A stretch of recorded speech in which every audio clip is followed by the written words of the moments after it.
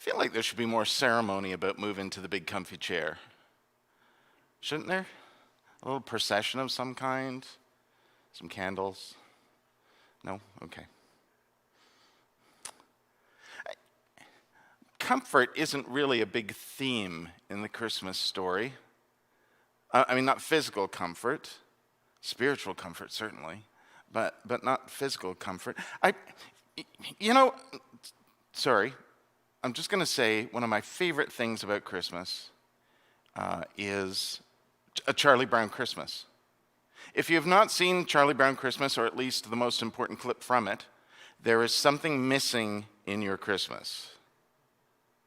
And quite frankly, there's no reason not to have seen it. It's been around forever.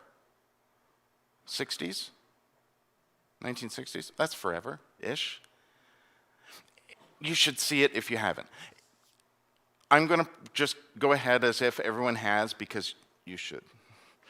But also because you might have seen, because we've actually used it, the best part of that whole show, which is that moment where they're putting together the Christmas pageant. Charlie Brown freaks out because he doesn't know what's going on and no one's listening to him, and he says, "Doesn't anybody know what Christmas is all about?" And Linus says, "Sure, Charlie Brown," and he steps out on the stage and he says, "Lights, please," because, good theater's got to have good lighting. And he says, "And there were in the same country shepherds abiding in the field, keeping watch over their flock by night." And he recites that passage from Luke about the angels visiting the shepherds and telling them that Jesus is born and that they should go and see. It's the best part of the show, and since that is the Christmas sort of the passage of Scripture we usually hear on Christmas, it's ideal. It's awesome. It's just, I will say, though, that especially in the weeks after Christmas, I've often thought to myself there should be a second version of that, where Linus steps out on the stage and he says, "Lights, please." And then he says, "When Jesus was born in Bethlehem of Judea in the days of Herod the king, there came Magi from the east to Jerusalem." And then tell the story of how the Magi came, and they even had to stop. They followed the star, but they had to stop and ask Herod if he knew anything, which of course he didn't because he was Herod.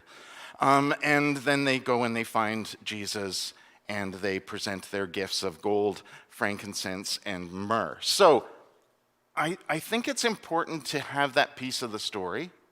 In fact, it's so important that it gets its own season.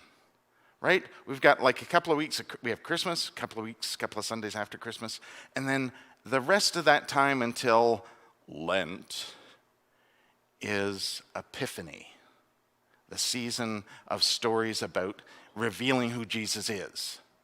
And it starts with these people showing up with these gifts, they're looking for something, and they find it. Let's be clear about that. Because for hundreds, thousands of years, feels like thousands, we've said they're kings, there's 3 of them, and their names are, anybody? Caspar, Melchior, Balthasar. They got names. Except they don't. We made all that up. In the story, it just says there's Magi. It doesn't say how many of them there are. And in fact, people have written, say, stories about how there could have been more Magi. And you'd think I'd be reading that right now, wouldn't you? People have come up with other ideas about that because it doesn't say how many Magi there are. We assumed there was 3 because there was 3 gifts. What if the others had to stay outside because there wasn't room? That's all I'm saying. There could have been more Magi. Secondly, there's nothing to indicate that they were kings other than they brought expensive gifts. But they didn't bring expensive gifts because they were rich. They brought expensive gifts because it was Jesus. Except it wasn't. Because here's the really important thing about the story. The Magi, and we call them that now because we realize that's likely what they were. Magi in those days would have been recognized as Eastern mystics or spiritual people. In fact, in all likelihood, they were priests from a religion called Zoroastrianism, which is still around, by the way. Have a look at it. It's very interesting. The point is, they weren't from there. They weren't Jewish. And they may not have been looking exactly for what everyone else was.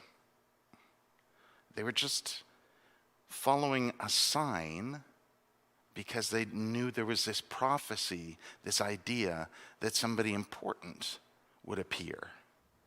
And then they saw this star.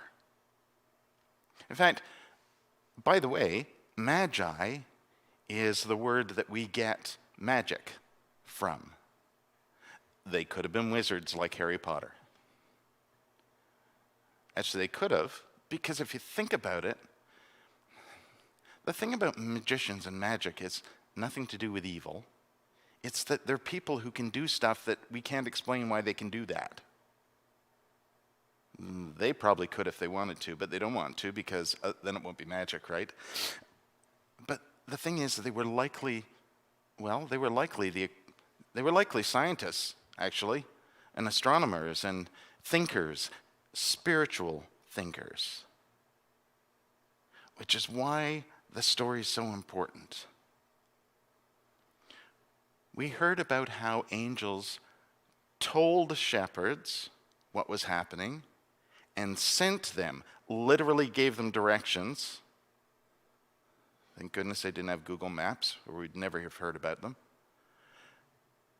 But gave them directions and told them Jesus' birth was proclaimed to the shepherds. They were told about it. The Magi were people who were looking. They didn't know. They saw a sign and they followed it. They were looking for Jesus. In fact, they so didn't know where he was that they stopped in Jerusalem to see if anybody there knew. People who hear because they've been told, and people who are looking because they haven't found something yet. Isn't that how we all come, one way or another?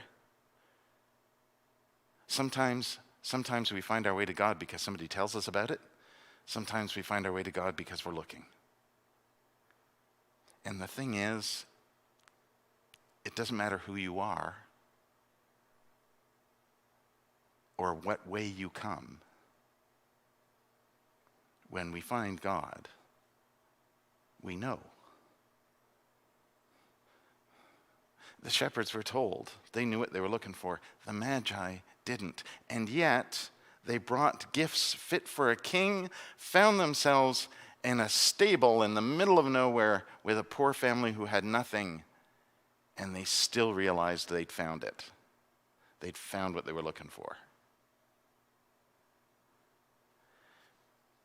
God is for everyone, for people who know and people who are still looking, for people from different cultures and different races and different religions, different ideas of how we come to God. God is still for everyone.